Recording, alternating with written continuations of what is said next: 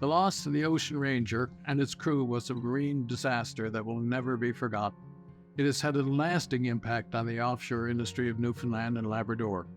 Major improvements were called for, and the offshore industry has now developed and implemented a safety environment that pervades all operations and activities.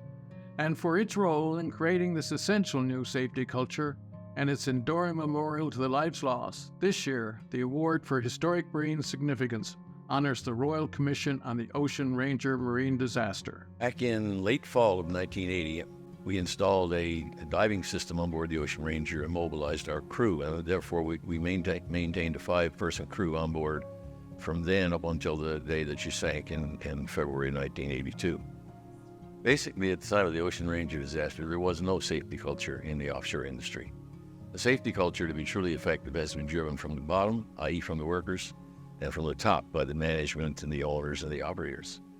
The operators had safety officers in each of the rigs, but there was no dissemination of safety equipment. There was no dissemination of safety knowledge. They were very reactive.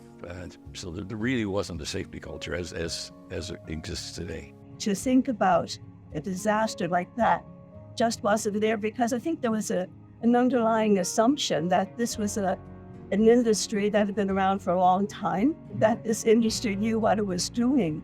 So the shock when the commission hearing started, the shock that a broken window is what caused the sinking and the loss of data from that.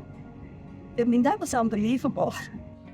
Well, quite frankly, I think the report of the Royal Commission on the Ocean Ranger marine disaster was a very important step in improving safety generally, worldwide, in the offshore. This award is a well-deserved recognition of the work of the Royal Commission, which led to the regime change in the safety of the offshore oil and gas industry in Newfoundland and Labrador and around the world. The Ocean Ranger, of course, was one of the worst maritime disasters in Canada's history and globally. We have to hope that the continued memory of the incident and the work that the Commission did will continuously remind people of the need to avoid becoming complacent. The recommendations of the Royal Commission led to tangible improvements in areas such as facility design, safety system and equipment, training and qualifications of offshore workers, emergency response and evacuation procedures. And it's a never-ending reminder of what can and will go wrong, and that in turn helps to keep safety and environmental protection at the forefront of everything that we do. When you think about what turning the tide means, it means moving from one direction to another. And in 1982, our industry, the offshore industry, was heading in a very bad direction.